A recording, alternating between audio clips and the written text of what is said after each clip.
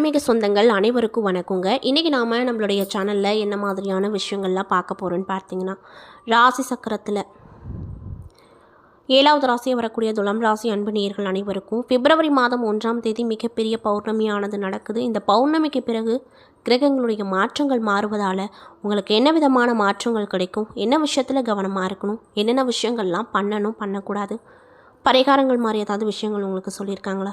ஆக மொத்தத்தில் இந்த பௌர்ணமி அப்படிங்கிறது உங்களுக்கு என்ன விதமான மேன்மையும் மாற்றத்தையும் தரப்போகுது அப்படிங்கிறத பற்றி தான் நான் இன்றைக்கி இந்த வீடியோ பதிவின் மூலியமாக உங்கள்கிட்ட முழுமையாக ஷேர் பண்ணிக்க போகிறேன். இந்த பதிவில் சொல்லக்கூடிய எல்லா விஷயமும் கண்டிப்பாக உங்களுக்கு பயன் தரக்கூடிய விஷயமாக தான் இருக்க போகுது. ஸோ வீடியோ ஸ்கிப் பண்ணாமல் தொடர்ச்சியாக பாருங்கள். அது மட்டும் இல்லாமல் உங்களுக்கு சமயபுரத்தில் இருக்கக்கூடிய அந்த ஆதிபராசக்தி அம்மனை ரொம்ப ரொம்ப பிடிக்கும் அப்படின்னா இந்த வீடியோ கூட லைக் பண்ணிவிட்டு உங்களுடைய ஆள் மனதில் நிறைவேறாத விஷயம்னு சொல்லிட்டு நிறையவே இருக்கும், அதில் ஏதோ ஒரு விஷயம் நடக்கணும்னு சொல்லி மனதார வேண்டிட்டு நம்மளுடைய கமெண்ட் பாக்ஸில் ஆதிபராசக்தி அம்மனுக்கு போற்றி அப்படின்னு சொல்லி மறக்காமல் பதிவிடுங்க. கண்டிப்பாக அந்த அம்மன் உங்கள் வாழ்க்கையில் நல்ல விதமான விஷயத்தை ஏற்படுத்தி கொடுப்பாங்க. மேலும் இது போன்ற ஆன்மீகம் சார்ந்த வீடியோக்களெல்லாம் நீங்கள் முழுசாக பார்த்து தெரிஞ்சுக்கணும் அப்படின்னு ஆசைப்பட்டால் மறக்காமல் நம்மளுடைய சேனலை சப்ஸ்கிரைப் பண்ணிவிட்டு கீழே இருக்கும் பெல் ஐக்கானையும் மறக்காமல் கிளிக் பண்ணுங்கள். அப்போ தான் நம்ம சேனலில் போடுற எல்லா வீடியோவுமே நோட்டிஃபிகேஷனாக உங்கள்கிட்ட உடனுக்குடனே வந்து சேரும். ஸோ இப்போ வாங்க நம்ம வீடியோக்குள்ளே போய் முழுமையாக பார்த்து தெரிஞ்சுக்கலாம். துலாம் ராசிக்காரங்களுக்கு இந்த காலகட்டம் எப்படி இருக்க போகுது அப்படின்னு பார்த்தீங்கன்னா, சங்கடங்களை தாண்டி சந்தோஷங்கள் தரக்கூடிய காலகட்டமாக அமைய போகுது. என்ன பிரச்சனையாக இருந்தாலும் பேசி தீர்த்து கொள்ள வேண்டுங்க. கணவன் மனைவிக்கிடையே ஏற்படும் கருத்து வேறுபாடு பிள்ளைகளையும் பாதிக்கக்கூடும். இருந்தாலும் குடும்பத்தில் நிம்மதி இருந்துகிட்டே இருக்கும். சுப நிகழ்ச்சிகள் அதிகமாக நடப்பதால் விருந்துகளில் கலந்து கொள்கின்ற வாய்ப்புகள் கிடைக்கும். மேலும் உங்களுடைய உறவினர்களால் சங்கடங்கள் எதுவும் வராது. நண்பர்களால் மகிழ்ச்சியும் உற்சாகமும் ஏற்பட்டு ஒரு கலகலப்பான சூழ்நிலை இருந்து கொண்டே இருக்கும். அத்தியாவசிய தேவைக்கு கடன் வாங்கக்கூடிய சூழ்நிலைகள் உருவானாலுமே கையில் பணம் புரளும். ஆடை ஆபரணங்கள் வாங்குகின்ற வாய்ப்புகள் இன்னும் சிலருக்கு அமைஞ்சிருக்கு. வீட்டுக்கு தேவையான மின் சாதன பொருட்கள் தவணை முறையில் வாங்குவீங்க. பிள்ளைகள் பெண்களின் தேவைகளை சிரமப்பட்டாவது நிறைவேற்றி வைப்பீங்க. அவங்கள சந்தோஷமாகவும் பார்த்துக்குவீங்க. அது மட்டும் இல்லாமல் ஆறுபடை வீடுகளில் ஒன்றான பழமுதிர் சோலைக்கு செல்கின்ற வாய்ப்பு உங்களுக்கு கிடைக்கும். பிள்ளைகளின் படிப்புக்காக பெரிய மனிதர்களின் சிபாரிசை நாட வேண்டிய நிலை வரும். அலுவலகத்தில் அலைச்சலும் வேலை போலவும் மன உளைச்சலை கொடுக்கக்கூடிய வகையில் இருக்கும். இன்னும் சிலருக்கு இடமாற்றம் ஏற்பட்டு பதவி உயர்வும் கிடைக்கக்கூடும். அதிகாரிகளின் ஒத்துழைப்பு அவ்வளவாக உங்களுக்கு இந்த காலகட்டத்தில் இருக்காது. மேலும் அரசு பணியில் இருக்கக்கூடியவங்களுக்கு அலட்சியமாக பணிகளை செய்யக்கூடாது. ஏதாவது சிரமங்கள் வரக்கூடும். தொழில் சுமாராக நடந்தாலுமே வருமானத்திற்கு எந்த ஒரு குறையும் வராது. உழைப்புக்கேற்ற பலன் கிடைக்கும். வியாபாரத்தில் ஏற்ற இறக்கங்கள் காணப்படலாம். போட்டிகளில் முயற்சி உங்களுக்கு பலிக்காது. அது மட்டும் இல்லாமல் தொழிலுக்கு பாதிப்பு எதுவும் வராது. பண வரவு செலவுகளில் அலட்சியமான நிலை இருக்கக்கூடாது. குடும்பத்தை கட்டி காக்கும் பெண்களுக்கு குதூகலமான காலகட்டமாக இந்த பௌர்ணமிக்கு பிறகு இருக்க போகுது அப்படின்னு சொல்கிறாங்க. அது மட்டும் இல்லாமல் விரும்பிய பொருட்களை வாங்குகின்ற வாய்ப்புகள் உங்களுக்கு கிடைக்கும். வேலைக்கு செல்லும் பெண்களுக்கு சிரமங்களும் வேலைகளும் குறையும். எதிர்பார்த்த பலன்கள் தாமதமானாலுமே மாத பிற்பகுதிக்கு மேலே கண்டிப்பாக உங்களுக்கு நடக்கும். மேலும் உங்களுக்கு அதிர்ஷ்டம் தரக்கூடிய நாட்கள் பிப்ரவரி 2, 3, 4, 7, 10, 11, 12. அதிர்ஷ்டம் தரக்கூடிய எண்கள் 6, 9, 4, 3. செய்ய வேண்டிய பரிகாரம், அதாவது வழிபட வேண்டிய கடவுள் யாருன்னு பார்த்தீங்கன்னா, பெருமாள் வழிபாடு அப்படிங்கிறது உங்களுக்கு மேன்மையையும் வளர்ச்சியையும் கொடுக்கும். ஸோ இந்த பதிவை துலாம் ராசிக்காரங்க பார்க்குறீங்கன்னா கண்டிப்பாக பெருமாளை வணங்கி வாங்க. கண்டிப்பாக உங்கள் வாழ்க்கையில் நல்ல விதமான மாற்றம் அவர் உங்களுக்கு கொடுப்பாரு. அது மட்டும் இல்லாமல் துலாம் ராசியில் இருக்கக்கூடிய சித்திரை 3 மற்றும் 4ஆம் பாத நட்சத்திர நண்பர்களுக்கு இந்த காலகட்டம் எப்படி இருக்க போகுது அப்படின்னு பார்த்தீங்கன்னா, யோகமான காலகட்டமாக இருக்க போகுது.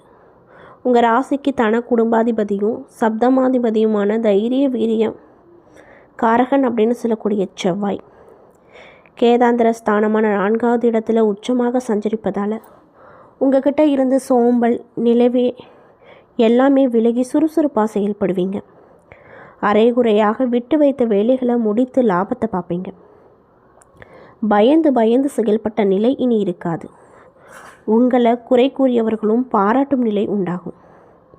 வியாபாரம் தொழிலில் முன்னேற்றம் கிடைக்கும். பணியாட்களுக்கு எதிர்பார்த்த மாற்றம் கிடைக்கும். அரசியல் துறையில் இருக்கக்கூடியவங்களுக்கு தலைமையின் ஆதரவோடு மட்டும் இல்லாமல் புதிய பொறுப்புகளும் கிடைக்கும். பாக்கியஸ்தானத்தில் வக்ரம் அடைந்திருக்கக்கூடிய குருவால் குடும்பத்தில் சுபிக்ஷமான நிலை உண்டாகும். கொடுத்த வாக்கை காப்பாற்ற முயற்சி எடுப்பீங்க. எதிர்பார்த்த பணம் கிடைக்கும். விவசாயத்தில் எதிர்பார்த்த ஆதாயம் கிடைக்கப்பெற்று சந்தோஷகரமாகவும் நீங்கள் இந்த காலகட்டத்தில் இருப்பீங்க. செய்து வரக்கூடிய தொழிலை விரிவு செய்யக்கூடிய நிலை வரும். சொந்த இடம் இல்லை, வீடு இல்லை என்ற மனக்குறைவு நீங்கும். சொந்த வீட்டில் குடியேறக்கூடிய நிலைகள் வரும். வங்கியில் கேட்டிருந்த பணம் கைக்கு வரும். கணவன் மனைவிக்கிடையே ஒற்றுமை அதிகரிக்கும். பொன் பொருள் சேரும். மேலும் இந்த நட்சத்திரத்தில் இருக்கக்கூடியவங்களுக்கு அதிர்ஷ்டம் தரக்கூடிய நாட்கள் பிப்ரவரி 6, 9. மேலும் சுவாதி நட்சத்திர நண்பர்களுக்கு இந்த காலகட்டம் எப்படி இருக்க போகுது அப்படின்னு பார்த்தீங்கன்னா,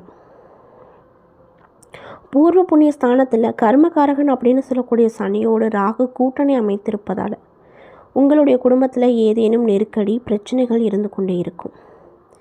எதிர்பார்ப்புகள் தள்ளி போகும். உங்கள் வாழ்வுக்கான அடிப்படை தேவைகள் பூர்த்தியாகும். எதிர்பார்த்த வருமானம் கிடைக்கும். வரவுக்கேற்ப செலவுகள் செய்ய பழகிக்கொள்வீங்க. வேலை பார்க்க இடத்துல சிறிய சிறிய பிரச்சனைகள் வரும். உடன் பணிபுரிபவர்கள் உங்களுக்கு எதிராக மாறக்கூடும். அவங்க செய்த தவறுக்கு உங்கள் பழி சுமத்துவார் என்றாலும் மேலதிகாரிகளின் ஆதரவு உங்களுக்கு இருக்கும். இன்னும் சிலருக்கு எதிர்பார்த்த இடமாற்றம் பதவி உயர்வு இந்த காலகட்டத்தில் கண்டிப்பாக கிடைக்கும். அது மட்டும் இல்லாமல் கொடுக்கல் வாங்குதல் சீராகும். பணப்புழக்கம் அதிகரிக்கும். புதிய இடம் வீடு வாங்கக்கூடிய நிலைகள் வரும். வியாபாரிகளுக்கு எதிர்பார்த்த ஒப்பந்தம் கையெழுத்தாகும். கலைஞர்களின் வாழ்க்கையில் முன்னேற்றம் கிடைக்கும். வங்கியில் கேட்ட பணம் கிடைக்கும். புதிய வாகனம் ஆடை ஆபரணம் சேரும். சுகஸ்தானத்தில் லாபாதிபதியான சூரியனும் செவ்வாயும் உச்சமாக சஞ்சரிப்பதால் வேலைப்பளு அப்படிங்கிறது உங்களுக்கு அதிகமாக இருக்கும். அதே போல் உங்களுக்கு அதிர்ஷ்டம் தரக்கூடிய நாட்கள் பிப்ரவரி 4, 6.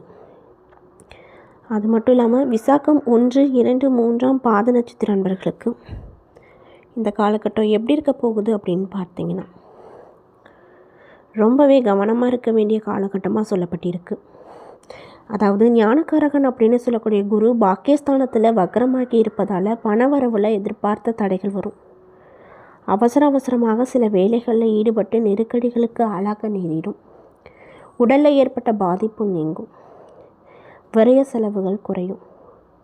லாபஸ்தானத்தில் சஞ்சரிக்கக்கூடிய கேதுவால் எதிர்பார்ப்பு அனைத்துமே நடக்கும்.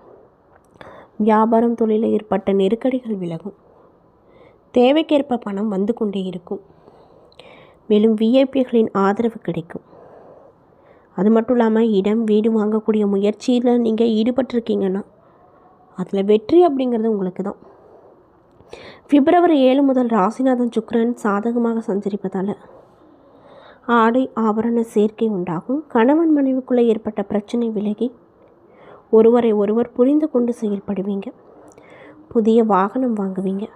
குடும்பத்தில் நெருக்கடிகள் அப்படிங்கிறது இல்லாமல் போகும். அதே போல் உங்களுக்கு அதிர்ஷ்டம் தரக்கூடிய நாட்கள் 3, 6, 12. என்ன நண்பர்களே, இந்த பதிவுகளில் துலாம் ராசி அன்பு நேயர்கள் அனைவருக்கும் பிப்ரவரி மாதம் 1ஆம் தேதி மிகப்பெரிய பௌர்ணமியானது நடக்குது. இந்த பௌர்ணமிக்கு பிறகு நீங்கள் உங்கள் வாழ்க்கையில் என்ன விதமான விஷயத்தை பார்ப்பீங்க, என்ன மாதிரியான விஷயங்கள்லாம் உங்கள் வாழ்க்கையில் உங்களுக்கு ஏற்பட போகுது, பரிகாரங்களாக உங்களுக்கு என்ன நல்லா சொல்லியிருக்காங்க அப்படிங்கிறத பற்றியும் தெளிவாகவும் விரிவாகவும் நான் இன்றைக்கி இந்த பதிவின் மூலியமாக உங்கள்கிட்ட சொல்லியிருப்பேன். இந்த பதிவில் சொல்லியிருக்கக்கூடிய எல்லா விஷயமும் கண்டிப்பாக உங்களுக்கு பயன் தரக்கூடிய விஷயமாக தான் அமைஞ்சிருக்கும். ஸோ வீடியோ பிடிச்சிருந்தால் லைக் பண்ணுங்கள், ஷேர் பண்ணுங்கள், மறக்காமல் நம்மளுடைய சேனலை சப்ஸ்கிரைப் பண்ணிவிட்டு பாருங்கள். அப்போ தான் நம்ம சேனலில் போடுற எல்லா விஷயமுமே உங்களுக்கு நோட்டிஃபிகேஷனாக வரும். நன்றி.